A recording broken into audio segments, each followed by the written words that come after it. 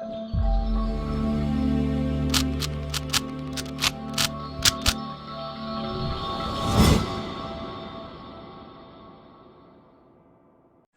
Guys, I hope you like my videos. If you like my videos please like share and subscribe our channel. आज हम लोग class 12 macroeconomics का chapter 11 foreign exchange rate का part 2 आपके साथ discuss कर रहे हैं, जिसमें हम आपको ये बताएंगे कि जो आपके पास फॉरेन करेंसी होती है उसकी जो डिमांड एंड सप्लाई है वो कहां से होती है और जो एक्सचेंज रेट है वो कैसे डिसाइड होता है। तो basically demand and supply of foreign currency जो भी आपके पास है, और ऑब्वियसली किस तरीके से मार्केट फोर्सेस से फॉरेन एक्सचेंज रेट डिसाइड होता है, यानी फ्लेक्सिबल एक्सचेंज रेट या मैनेज फ्लोटिंग रेट में आपको पता है कि डिमांड और सप्लाई ही डिसाइड करती हैं कि एक्सचेंज रेट क्या होगा। तो कैसे वो निकलता है, यानी इक्विलिब्रियम, आप इसके लिए ये भी कह सकते हैं इक्विलिब्रियम ऑफ फॉरेन मार्केट आपके पास, वो हम इस चैप्टर में आपको, इस पार्ट में आपको समझाने जा रहे हैं।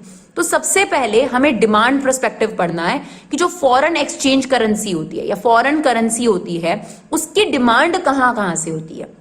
यानी आपके पास आउटफ्लो फॉरेन करेंसी, डिमांड का मतलब यही है, अगर हम डिमांड करेंगे इंडिया में, अगर डॉलर की डिमांड हो रही है, यूरो की डिमांड हो रही है, पाउंड की डिमांड हो रही है, तो वो उस पैसे का इस्तेमाल फॉरेन कंट्री के अंदर लेकर चले जाएंगे और खर्च कर देंगे उसको। तो किस किस पर्पज से फॉरेन करेंसी की डिमांड होती है। सबसे पहले अगर हमने बाहर से कुछ इंपोर्ट्स करना है गुड्स का या फिर सर्विसेज का, कोई भी चीज अगर हमने बाय करनी है, इंपोर्ट का मतलब बाय करना, तो अगर फॉरेन कंट्री से आप सामान बाय कर रहे हैं या सर्विसेज अवेल कर रहे हैं, सर्विसेज ले रहे हैं, तो ऐसे केस में फॉरेन करेंसी चाहिए। यानी आ जाएंगे लोग कि भाई हमारे को जो है एक्सचेंज, जो आपके पास जो भी इंस्टीट्यूशन है जहां पर एक्सचेंज अवेलेबल होता है, वो बैंकिंग है या फिर प्राइवेट भी आपको पता है एक्सचेंज इंस्टीट्यूशंस हैं आपके पास, वहां पर जाके कहेंगे जी हमें पैसे चाहिए, राइट। अगर जो लोग बाहर घूमने जा रहे हैं, अब जैसे मान लीजिए आप सिंगापुर जा रहे हैं या अमेरिका जा रहे हैं, ऑस्ट्रेलिया जा रहे हैं, बाहर किसी भी कंट्री में घूमने जा रहे हैं, तो आप अपनी कंट्री से जो है वो कन्वर्जन करा के जाएंगे, तो आप फॉरेन एक्सचेंज की डिमांड करेंगे। सिमिलरली अगर कोई पर्सन बाहर की कंट्री में एसेट बाय करने के बारे में सोच रहा है, लैंड, बिल्डिंग, कोई भी चीज बाय करने के बारे में सोच रहा है, तो उसको भी हमारी कंट्री में फॉरेन एक्सचेंज चाहिए, यानी आपके पास पर्टिकुलर कंट्री की करेंसी चाहिए, वो रुपए देकर वो करेंसी हमसे मांगेगा, राइट। सिक्योरिटी परचेज करनी है बाहर के देश में, यानी इक्विटी शेयर खरीदने हैं या फिर प्रेफरेंस शेयर खरीदने हैं या डिबेंचर खरीदने हैं, तो जो उस कंट्री की कंपनी है वो आपसे उसी करेंसी में पेमेंट लेगी, राइट। तो आपको अगर पेमेंट करनी है, जैसे फॉर एग्जांपल अगर आप ऑनलाइन भी पेमेंट कर रहे हैं, तो वो लोग उसी करेंसी में कन्वर्जन रिसीव करेंगे। तो पहले आपको अपने देश की करेंसी को, यानी रुपए को, उस देश की करेंसी में कन्वर्ट कराना पड़ेगा, तभी आप उनको पे कर सकते हो और तभी आपके पास सिक्योरिटी आएगी। इसके अलावा अगर आप इंडिया में रह रहे हैं और आप अपने बाहर किसी भी कंट्री के अंदर अपने रिलेटिव्स को पैसे भेजना चाहते हैं, that is what unilateral transfer sent abroad, तो ऐसे केस में भी फॉरेन करेंसी की जरूरत पड़ती है। इसके अलावा एक बहुत अच्छा पॉइंट है स्पेक्यूलेशन, जिसमें क्या होता है कि अगर हमें ऐसा लगता है कि फ्यूचर में ना इस फॉरेन करेंसी के रेट बढ़ने वाले हैं, जैसे फॉर एग्जांपल अभी $1 जो है वो 50 रुपए का है, और मुझे ऐसा सुनने में आया है या मेरा ऐसा एक्सपीरियंस कह रहा है कि $1 थोड़े दिनों में 70 रुपए का हो जाएगा। तो speculation is a type of business basically. तो इसमें क्या है कि अभी हम डॉलर की डिमांड ज्यादा कर लेंगे और जब डॉलर 70 रुपए का होगा तो यहां पर मार्केट में बेच देंगे। तो अभी फिलहाल, बाद में आपको ये चीज बेचनी है, बट अभी तो फिलहाल आप बाय कर रहे हैं ना स्पेक्यूलेशन को देखकर कि फ्यूचर में जो है डॉलर महंगा हो जाएगा, तब इसे बेचकर हमारे पास कमाई आ जाएगी। तो देखिए ये सारे रीजंस हैं जिसकी वजह से आप फॉरेन करेंसी की डिमांड करेंगे। यानी आप अमेरिका से कोई सामान मंगा रहे हैं तो आपको पैसे चाहिए, आप घूमने जा रहे हैं तो आपको पैसे चाहिए, कोई एसेट बाय कर रहा है उसको पैसे चाहिए, कोई शेयर्स वगैरह, बॉन्ड वगैरह खरीदना चाहता है उसको पैसे चाहिए, किसी को अपने रिलेटिव्स को वहां पैसे भेजने हैं उसको पैसे चाहिए, या फिर जो ये सोच रहा है कि फ्यूचर में डॉलर का रेट बढ़ जाएगा और तब मैं उसे बेचकर पैसे कमा लूंगा, तो वो लोग भी जो है फॉरेन करेंसी की डिमांड करते हैं। तो ये सारे वो रीजंस हैं जिनसे फॉरेन करेंसी की आपकी कंट्री के अंदर डिमांड क्रिएट होती है, ठीक है। अब सवाल ये उठता है कि जो डिमांड कर्व होता है फॉरेन एक्सचेंज रेट में किस तरीके से डिटरमाइन होता है। तो देखिए यहां पर हमने ले ली डिमांड फॉर डॉलर और यहां पे ले लिया प्राइस ऑफ डॉलर। अब कैसा रिलेशनशिप होता है उसके बाद ही डिसाइड होता है कि अपवर्ड स्लोपिंग बनेगा या डाउनवर्ड स्लोपिंग। आप बताइए, अगर अभी $1 50 का है, प्राइस है ये, इसका पैसे हैं इसके कि $1 50 का मिल रहा है, अगर डॉलर महंगा हो जाए तो आप उसकी डिमांड क्या करेंगे? अगर डॉलर पहले ₹50 का था, अब ₹55 का हो गया, तो आप डॉलर की डिमांड क्या करेंगे? डॉलर की डिमांड कम कर देंगे। यानी डॉलर का प्राइस बढ़ने पर हमने डॉलर की डिमांड कम कर दी। ऐसा ही आपको नॉर्मल डिमांड में भी देखने को मिलता है। तो कैसा रिलेशनशिप है? इनवर्स रिलेशनशिप है। और जब इनवर्स रिलेशनशिप होता है तो कैसा डायग्राम बनता है हमारे पास? Downward sloping. तो यहां पर भी जो आपका डिमांड कर्व है वो डाउनवर्ड स्लोपिंग ही बनेगा, because this is the relationship. हम डिमांडर हैं, हमें अगर डॉलर महंगा मिल रहा है तो फिलहाल अभी उसकी डिमांड हम क्या कर देंगे?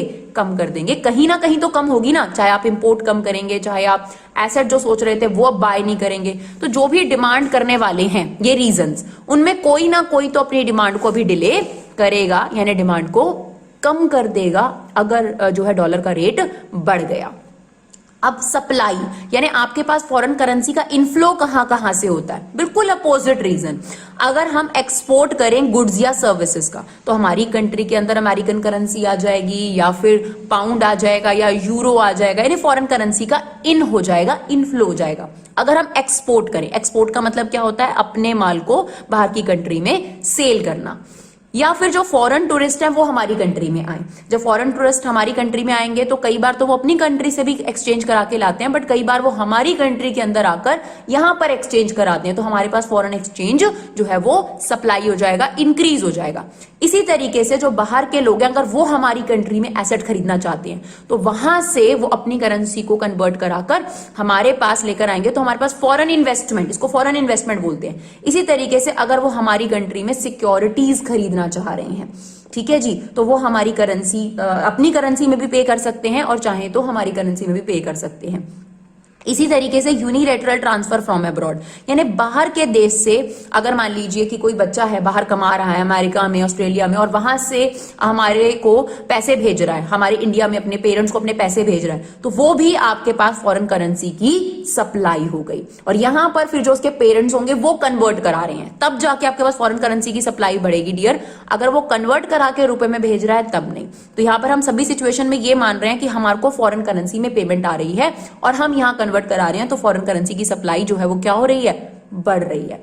सिमिलरली स्पेक्यूलेशन का बिजनेस, अगर हमें ये लग रहा है कि आपके पास डॉलर का रेट गिर जाएगा फ्यूचर में, जैसे अगर फॉर एग्जांपल मैं एक फॉरेन एक्सचेंज डीलर हूं, तो अभी मेरे पास जो डॉलर है वो $50 का पड़ा हुआ है या मार्केट में बिक रहा है, मुझे सुनने में आया कि $1 जो है वो नियर फ्यूचर में $45 का हो जाएगा, तो अभी फिलहाल वो डॉलर्स को मार्केट में उतारना शुरू कर देगा, यानी डॉलर की जो सप्लाई है वो बढ़ा देगा।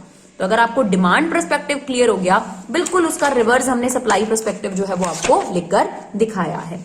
अब सप्लाई का कैसा रिलेशनशिप है, हमें सप्लाई कर्व बनाना है, तो वो डिपेंड करता है ना कि कैसा रिलेशनशिप होगा, उसी पे डिपेंड करेगा कि कैसे बनेगा। तो अब देखिए, अगर डॉलर का प्राइस बढ़ जाता है, जैसे कि $50 था, अब डॉलर $55 का हो जाता है, यानी महंगा हो गया, तो जिनके पास भी डॉलर की सप्लाई है, जैसे कि जो भी एक्सचेंजर बैठे हैं, वो इसकी सप्लाई क्या कर देंगे? बढ़ा देंगे भाई, क्योंकि उनको ज्यादा पैसे मिल रहे हैं डॉलर के। फॉर एग्जाम्पल, आप ही अपने पास $55 रख के बैठे हुए हैं, ठीक है, या फिर $500 है आपके पास, आपको पता चला कि डॉलर का रेट बढ़ गया है, फटाफट आप मार्केट में बेचने चले जाओगे डॉलर को, यानी आप उसकी सप्लाई क्या कर दोगे? बढ़ा दोगे। सेम कंसेप्ट है, प्राइस ये एक समान है। आप प्रोड्यूसर हो, सप्लायर हो, तो सप्लायर के पर्सपेक्टिव में क्या होता है? जब मुझे अपने सामान के ज्यादा पैसे मिल रहे हैं तो मैंने उसकी सप्लाई बढ़ा दी, यानी डॉलर की सप्लाई डॉलर के प्राइस बढ़ने पर बढ़ा दी जाती है। तो कैसा रिलेशनशिप हुआ? Upward sloping. तो इसका सप्लाई कर्व आपके पास कुछ इस तरीके से बन गया, राइट। चलिए, अब अगर एग्जाम में ये आ जाए कि इक्विलिब्रियम बताइए फॉरेन एक्सचेंज मार्केट में, तो आपका क्वेश्चन यही हमने करके दिखाया है, यही नोट्स हैं इसके। पहले आप डिमांड समझाइए, फिर सप्लाई समझाइए, और फिर लिखिए डिटर्मिनेशन ऑफ एक्सचेंज रेट या equilibrium in the foreign market. ये पूरा का पूरा जो आज का वीडियो है आपके पास, ये 6 मार्क्स का क्वेश्चन आपके पास आता है, equilibrium in the foreign exchange market. तो ये सारा आपने लिखना है, उसके अंदर पहले डिमांड समझाइए, फिर सप्लाई समझाइए और फिर बताइए किस तरीके से इन दोनों के इंटरसेक्शन से फॉरेन एक्सचेंज रेट डिसाइड होता है। तो अब हम डिटरमाइन कर रहे हैं। तो ये रहा हमारा demand curve of dollar, right, और ये रहा हमारा सप्लाई कर्व ऑफ डॉलर। जहां पर इनका इंटरसेक्शन हो जाएगा वो इक्विलिब्रियम है।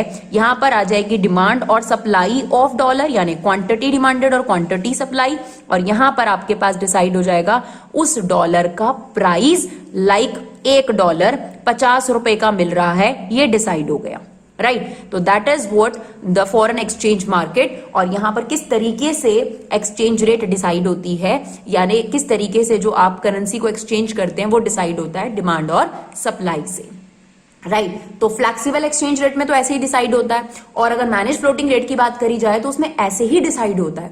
लेकिन जब गवर्नमेंट को लगता है कि ये रेट कुछ ज्यादा बढ़ रही है या ज्यादा कम हो रही है, एक लिमिट से बियॉन्ड जा रही है, तब गवर्नमेंट इंटरवीन करती है। अब आप इस डायग्राम को एक्सप्लेन भी जरूर करेंगे, कैसे? On the X axis we show demand and supply of dollar, on the Y axis we show price of dollar. DS जो है आपके पास, डीडी जो है हमने यहां पर आपको प्रॉपर तरीके से लिख कर दिया है, वैसे आप चाहें तो खुद से भी अपनी एक्सप्लेनेशन लिख सकते हैं। तो आप सबसे पहले क्या एक्सप्लेन करेंगे? On the X axis we show dollar, on the Y axis we show price of the dollar. Demand curve यानी DD is the demand curve of dollar, SS is the supply curve of the dollar. Equilibrium is established at E where demand curve and supply curve intersect. At E, the foreign exchange rate is decided, the rate at which two country can exchange their currency, right? और थोड़े ही समय में dear जो आप ये notes मांग रहे हैं, चाहे वो बिजनेस स्टडीज के हैं चाहे वो इकोनॉमिक्स के हैं, हमारी पूरी कोशिश है कि हमारी वेबसाइट पर आपको ये पीडीएफ की फॉर्म में जल्दी से जल्दी मिल जाएं। तो होपफुली हम नए साल से पहले कोशिश करेंगे या नए साल में ही कोशिश कर पाएंगे। कोशिश हमारी पूरी है कि हम आपको ये पीडीएफ जो है वो जल्दी से जल्दी अवेलेबल कर पाएं, क्योंकि आप लोग में से बहुत सारे लोग ये कहते हैं कि मैम प्लीज हमें आपके नोट्स चाहिए। तो हम लोग कोशिश कर रहे हैं डियर, और देखते हैं कि कितनी जल्दी हम आपकी जो विश है वो पूरी कर सके। आप लोगों का सपोर्ट अगर हम लोगों के साथ है तो हम पूरी कोशिश करते रहेंगे। Thank you so much guys for love and support. Keep supporting Vibha classes.